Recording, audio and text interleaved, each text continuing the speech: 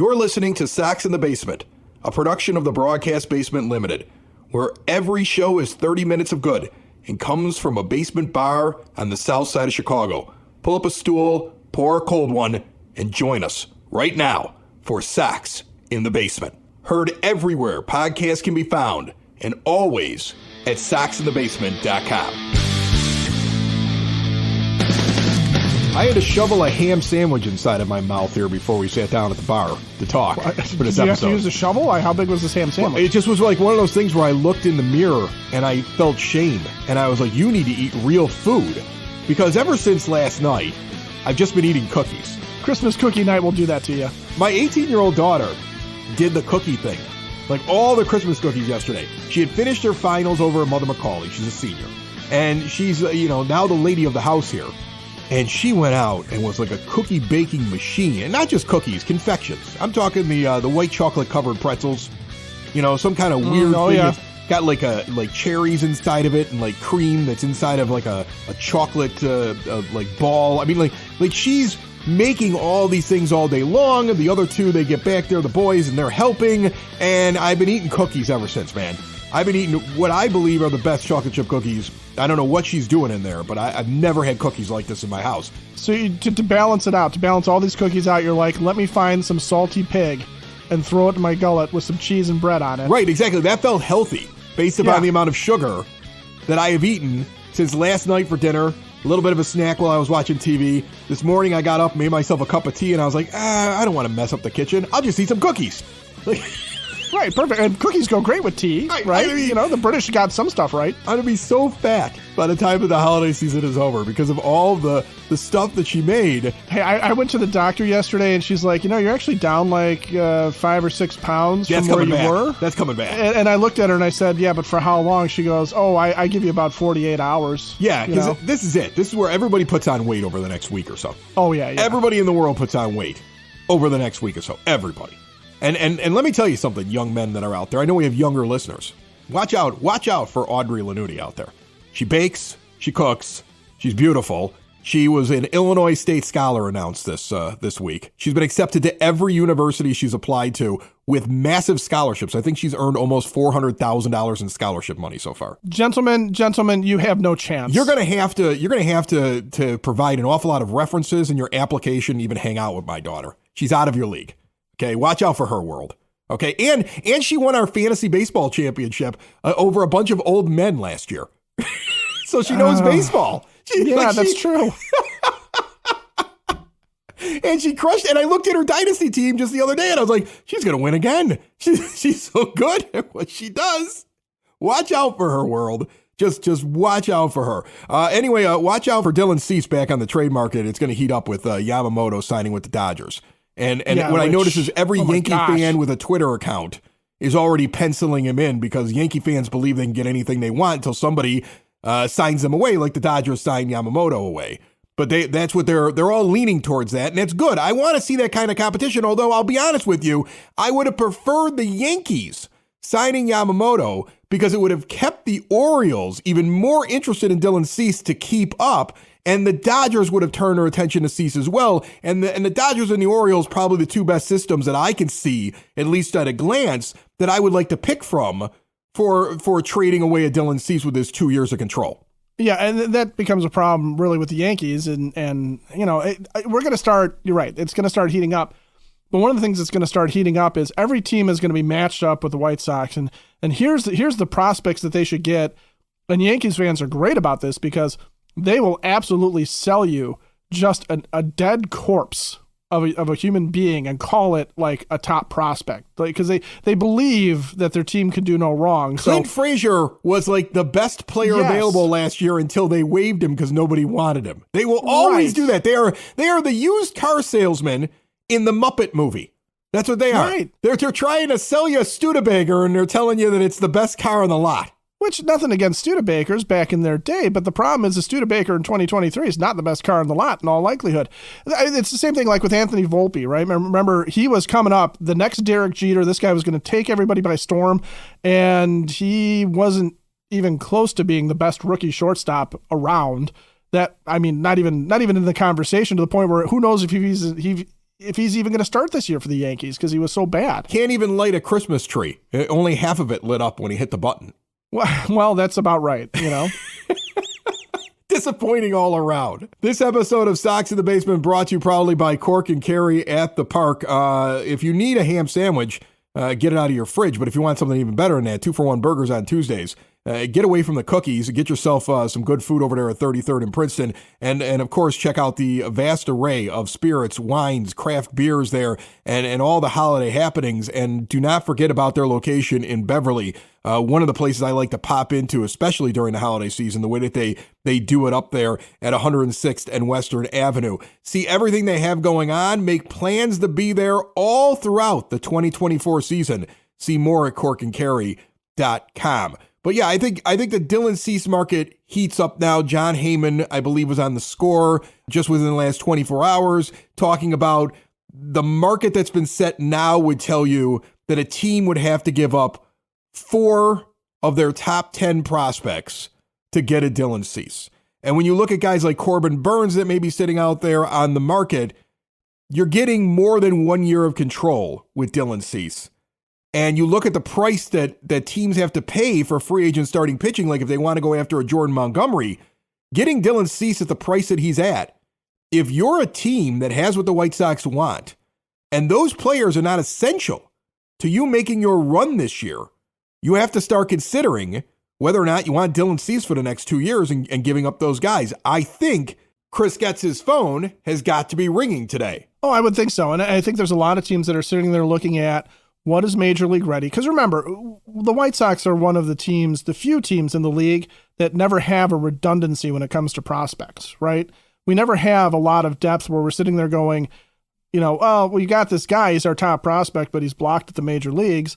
Or we've got, 3 or 4 of these guys are all really good. Any one of them could start for us. And this is the guy that's already here.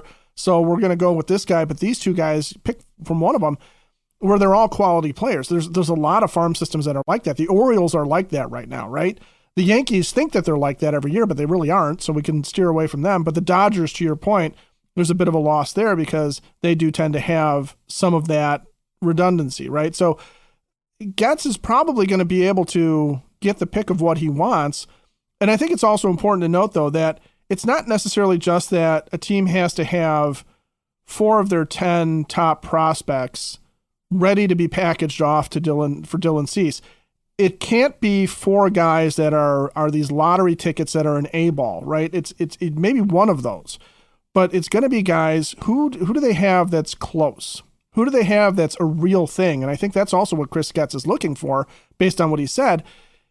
He's not doing this where you're going to have 4 guys come back who aren't going to be here until 2030 at the earliest or something like that, where they've got years to try and develop and figure them out.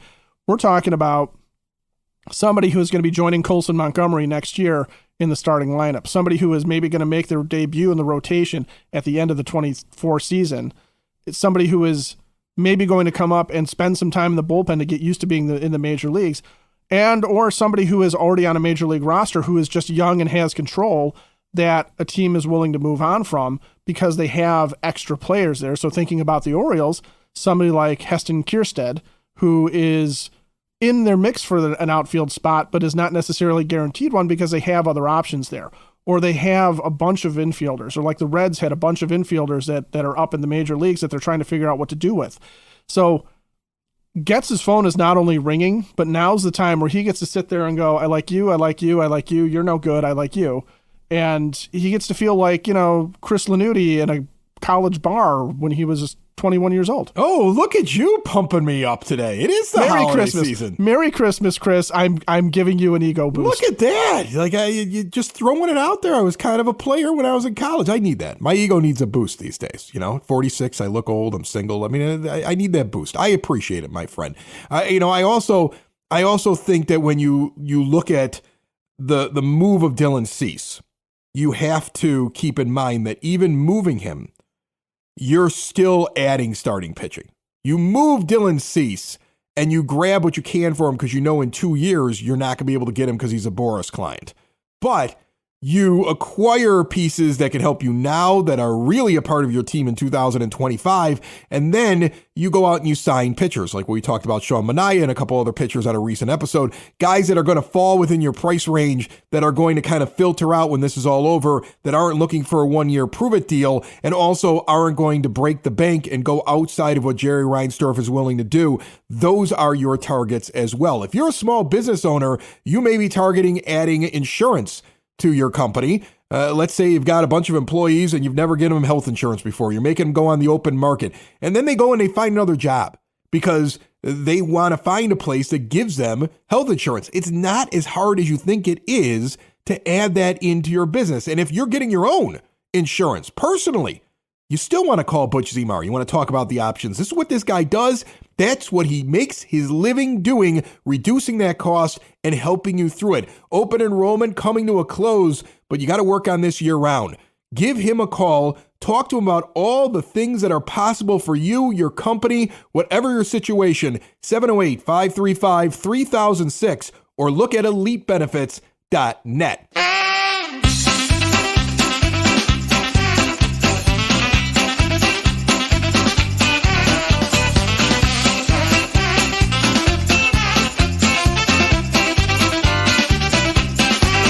That music means the Sox nerd Dave Marin is joining us once again. He is brought to you by the Village of Lamont. Want to experience a downtown with real history, great eats and drinks, and green spaces filled with adventure? Visit the Village of Lamont. Shop, dine, drink, explore, and check out all the quaint little shops. If you want to go and use some of that Christmas money, see more at lamontdowntown.com. Nerd, we had a question from Mario last week about the movie A Christmas Story, and the fact that the White Sox are mentioned by the old man, the dad, at the dinner table, and a trade of a guy by the name of Bullfrog. How are you?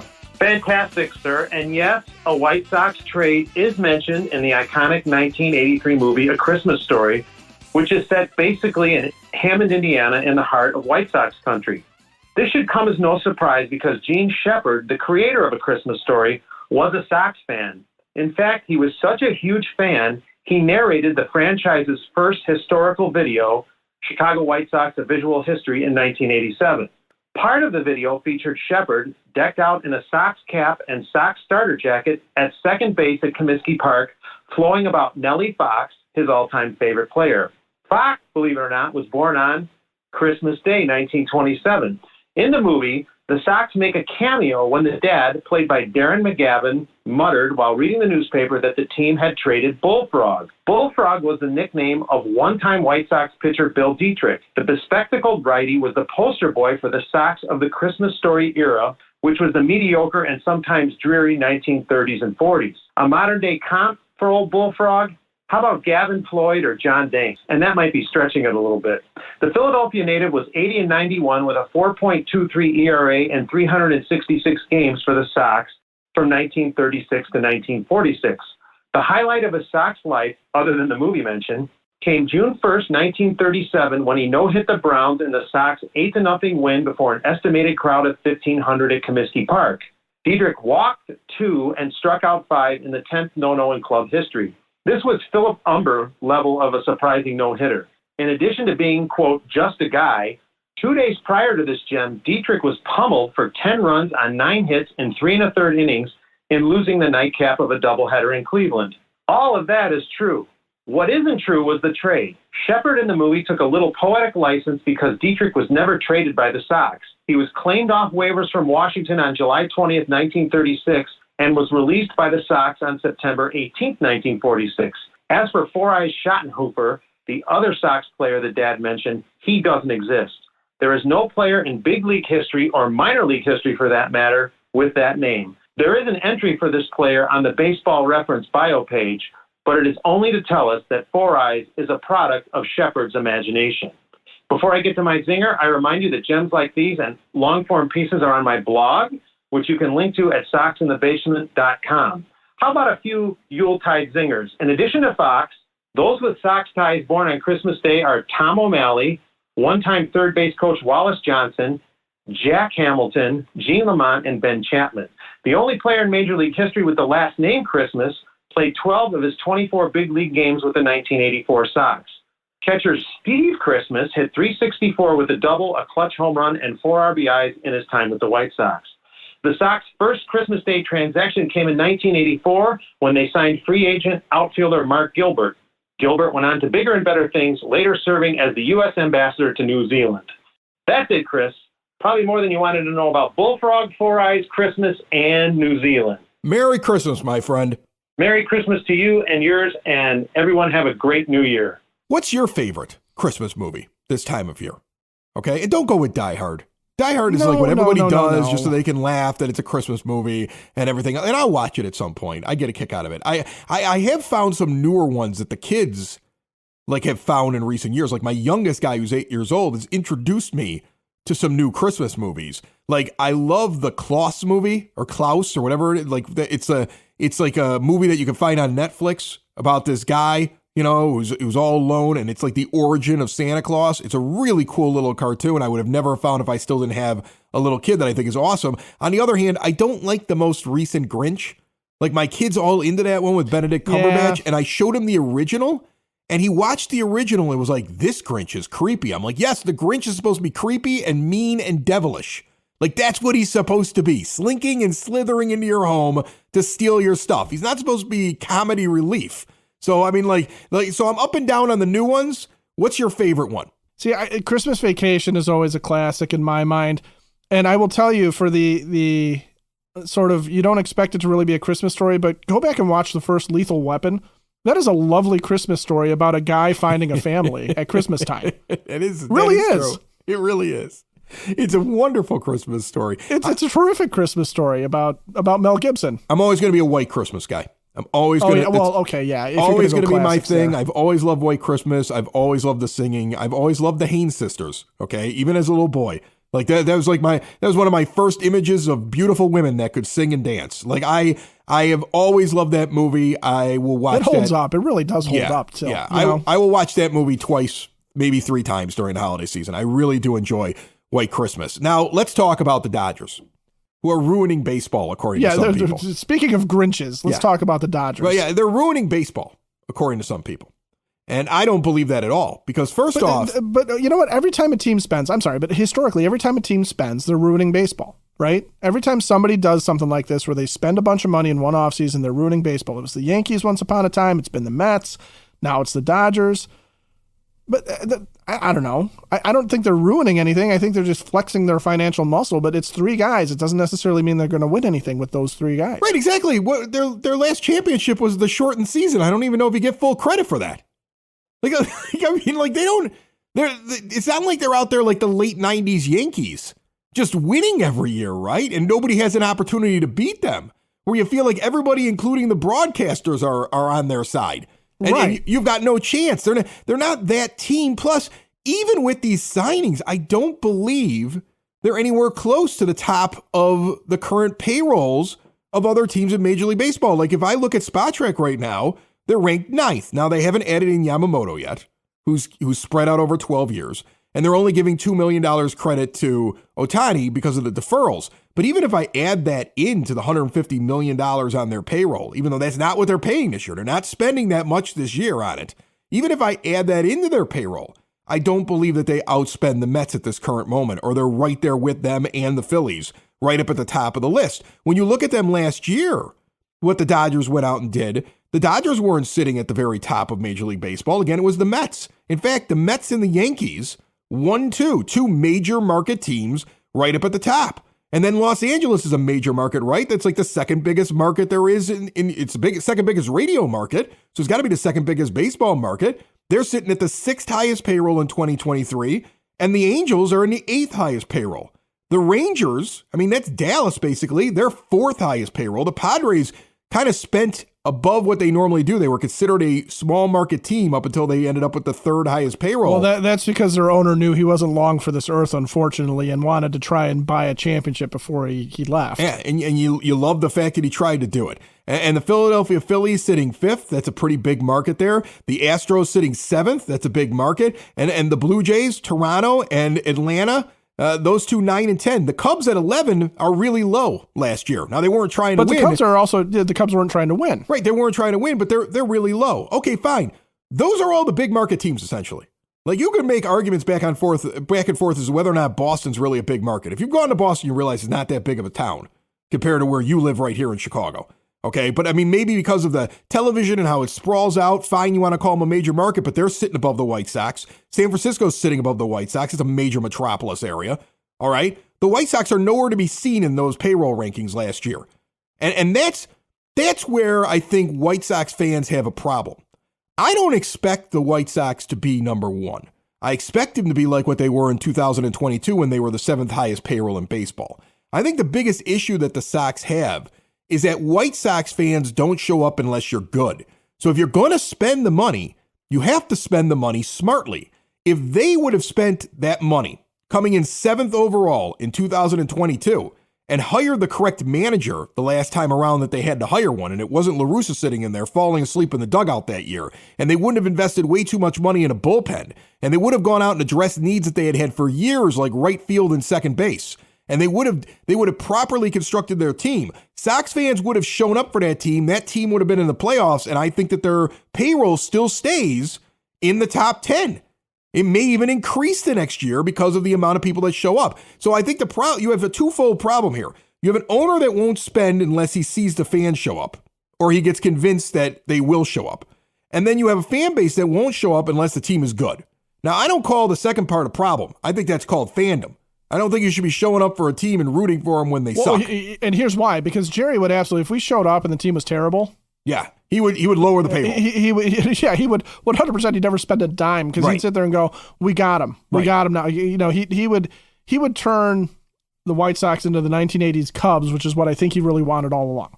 Yeah, I think that's what he would love to have. Hailstorm Brewing Company is the official brewery of Sox in the Basement. They have a scratch kitchen open at 11 a.m. for lunch on Tuesday through Sunday, and they've got incredible food to go along with their incredible beer. In fact, I am making it a point to get out there next week during the holiday week. I'm still doing Sox in the Basement, regular schedule for us, but a lot of things on the Broadcast Basement On Demand Radio Network take a break during this time period here at the end of the year to kind of regroup and get ready for the next year, and also give me an opportunity to try out some of the really cool beers at some of the breweries right now. This is one of the best times of the year. I'm getting that Lumberjack Breakfast Imperial Milk Stout when I get out there. I'm going to try their barrel-aged Imperial Brown Ale. I'm getting Vlad versus Zombie versus Shark, and then I'm getting Uber home because it's 18%. Maybe we'll bump into each other. If we do, I'll buy you a beer at Hailstorm. 8060 186th Street, right off of 80th Avenue. See more at hailstormbrewing.com. The Chicago White Sox currently going into the 2024 season are 19th in Major League Baseball with $100 million on the books. It should be a lot higher, folks. It really should. And if it's not, you have every right to be angry. I don't care if it's a competitive year or not. You have plenty of room to start adding players that you're going to use in 25 and 26 because you can afford it this year. And then the other problem is this. If that payroll isn't back up in the top 10 for 2025, I don't want to hear from you, Chicago White Sox. I really don't, because you cannot compete. You cannot compete on a regular basis being a middling, mid-market, low-market payroll type team. And being in the city of Chicago with a fan base as rabid as this one, you remember what they looked like in the only playoff game that mattered in the last 10 years. When Larry Garcia caught lightning in a bottle, that game 3 against the Houston Astros, the towels waving, the screaming, the yelling, the release. That's the loudest I've heard a stadium maybe ever. And I was at game 1 of the World Series. I was at the 2008 blackout game. All right. And that place was rocking. That's the fan base that you have. That fan base wants to be there, but you have to put something on the field to get them to come. And so it really comes down to competent ownership, because the owner has to be willing to spend, and the owner then has to put the right people in place and hold them accountable so that they spend the money correctly. And if that happens, you could be just like the Dodgers. And I was trying to make that point on social media here over the last 24 hours. The Sox could be just like the Dodgers. You could develop players in your minor league system. You don't need to have high draft picks to do what they're doing. That's all development. That's all scouting. In fact, there was an article during the season about how the Dodgers AA affiliate has made their name by taking guys, cast-offs from other teams, guys that they drafted that had a flaw, okay, had some arm talent but had a flaw. All the guys that you picked up, that the White Sox picked up from the Dodgers, are two of those guys that what the Dodgers did is they looked at him and said, you would be better off if you had this. You would be better off if you changed your mechanics this way. And that's all they do. They take flawed guys that are not high-end draft picks and they turn them into legitimate pitching prospects. And you can do that if you're the White Sox, if you have the staff, if you have the scouting, if you have the infrastructure in place to do it. And maybe that's what Brian Bannister's here to do, right? Is to try and make that happen. But so far they haven't done that because really, getting back to my initial point, the Dodgers made 3 big moves this offseason, right? Ohtani, Glasnow, Yamamoto, okay? And the White Sox have done that in the past where think back to before the 2020 season when they bring in Grandal and they bring in Dallas Keuchel. Right after that, the year after that, they bring in Liam Hendricks, right? So they've done it before. They've made big moves before, decent big money moves before, but they got to do it right because part of the problem with that, for example, Grandal, arguably worth the money at the time. Dallas Keuchel certainly wasn't, though, right? And there's a situation where if they had spent better, you have a starting pitcher that's going to carry over instead of a guy who self-proclaims that he's the best pitcher in baseball and then ends up flaming out of like 3 other teams before it's all said and done over the past couple of years. And again, that goes back to incompetence in the front office. Sure, you missed out on Zach Wheeler because his fiance wanted to go to Philadelphia, but your backup plan was to give more money and more years than you should give to a guy that was on the decline. And so it was poor decision making by the front office. And again, that goes back to competent ownership. A competent owner. Because here's the thing. The Dodgers in 2023 ranked 6th overall in Major League Baseball. The Sox in 2022 were ranked 7th overall in Major League Baseball. The Dodgers right now technically are right around in that same range right now. There's no big difference if you just take into account inflation and the way that the rest of the sport is moving in terms of how much they're spending. If you just look at rankings, there is no big difference in what the Sox are capable of doing and what the Dodgers do on a consistent basis. The difference is that the Dodgers win. The Dodgers have an angry fan base. I know Dodger fans. I lived out there. 20 years ago, I lived out there, and I went to Dodger games. It's a crappy ballpark with terrible food. A Dodger dog is the most disgusting hot dog you'll ever put in your mouth. It's gross, all right? They charge way too much money for it. They charge too much for beer. They segregate their fans just like Jerry Reinsdorf does because Chavez Ravine being a natural ravine, you can't move about the ballpark from section to section. You have to enter in a certain section and then just kind of stay there because it's a natural boundary. Jerry Reinsdorf basically just kind of created that by making you have to check your ticket 17 times. He created unnatural boundaries. Right. Yeah, but there are a lot of similarities between the experience of going to a Dodger game and the experience of going to a White Sox game. And in fact, the Sox have better food and better amenities. And both of them are a mess to get in and out of the ballpark and everything like that. I mean, and they both have the capability of spending money. The difference is one team develops, holds people accountable within the organization, and their fans show up because they win. And if they lose, their fans get angry. Look at these Dodger fans. They complain more than anybody I've ever seen on Twitter. You go find a Dodgers strand. They're angry that they haven't gotten more. And they basically have gotten everybody in the offseason. They're still angry about it. They're just an angry little fan base. The only difference is the fact that their team wins.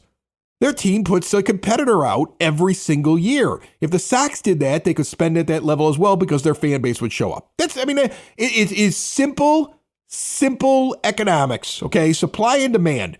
Go spend the money on something that makes people want to come out to the ballpark. They'll arrive. And this fan base would run right to you. They would forget every bad thing you did if you had a good team on the field. That ballpark would be packed night in and night out, and it would be the place to be in the city of Chicago. There would be keep the team Jerry banners all over the place. Exactly.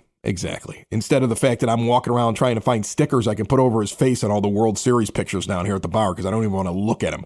I want to cover Kenny's face. I want to cover his face. Luckily, Rick's not in any of the pictures. They keep trying to say he was around, but I don't see him in any of the pictures, even at the parade.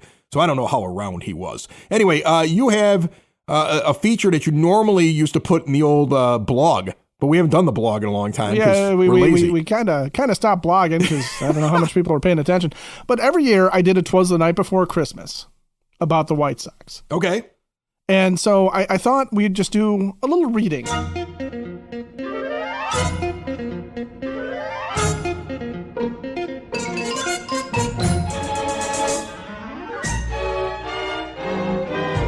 Imagine yourself sitting next to a fireplace if you're not already. Imagine me sitting next to the fireplace with you, which you may not want to. And pull up a nice cup of eggnog and get into the Christmas cheer. I just imagine you in a robe, and it's disturbing me. Go ahead. A smoking jacket. Smoking Classic. jacket? Why it's on fire, I have no idea. Right. An extra long smoking jacket, but with bare legs, and you're just not sure if there's anything underneath the smoking jacket. Well, some mysteries are left better unsolved. 'Twas the night before Christmas, when on the south side, not a creature was stirring. Chris gets his time, he would bide. The 40-man roster was looking threadbare, in hopes that new players soon would be there. The Sox fans were nestled all snug in their anger, with visions of pitchers and a right field banger. But Mama in her lingerie and I in my chaps had just settled our brains that the hot stove's on nap. Hoping that there would arise such a clatter of a trade or a signing that would actually matter, away to the internet I flew like a flash and tore open the Twitters or X or whatever they call it, who-hash. Shohei Ohtani and Tyler Glasnow gave the luster of movement to the hot stove below, but nothing to my wondering eyes did appear, because Dylan Cease was still freaking here. With little Chris Getz, so wily and shrewd, waiting and waiting to get the right dudes. More rapid than eagles, the rumors they came. Trade partners were shouted and called out by name. The Orioles, now Yankees, now Braves are the closers. On Reds, on Mets, on Yamamoto losers. To the top of their prospects, to trade for them all. Now trade away, cease and all. As dry leaves that before the wild hurricane fly, when they meet with an obstacle mount to the sky, so up to the top of the news should Cease go. With Eloy and Vaughn and anyone, yo. And then in a twinkling I heard on a pod the guessing and gnashing of each little clod. So I drew in my head a trade turning around the White Sox for next year to be playoff bound. I made half-ass trades all up in my brain, less likely to come true than bourbon rain. A bundle of players Chris Getz should get back, but would they be players or just end up whack? Ah, Getz. Glad he waited, his strategy, how merry. Good cards that he's holding in spite of Jerry. So it is up to our GM to wrap a trade in a bow and deliver us talent as pure as the snow. But what if he's overestimated his play and can't get anything for Cease any day? Could he trade Eloy or maybe even Vaughn? Because no one would care if those two are gone. Do I trust in Chris Getz, a right jolly old elf? Or laugh through my tears in spite of myself? Well, with a wink of his eye and a twist of his head, soon gave me to know I had nothing to dread. He spoke not a word, but went straight to his work and called all the GMs, even if they were a jerk. And laying his finger aside of his nose and giving a nod, up the hot stove he rose. He sprang to his phone, to his team gave a whistle, and away they all flew like the down of a thistle. But I heard him exclaim, ere he drove out of sight, "Happy Christmas to all, I'll trade Dylan some night." Sox in the basement. Sox in the basement. Sox in the basement. Sox in the Basement. Heard everywhere podcasts can be found, and always on soxinthebasement.com.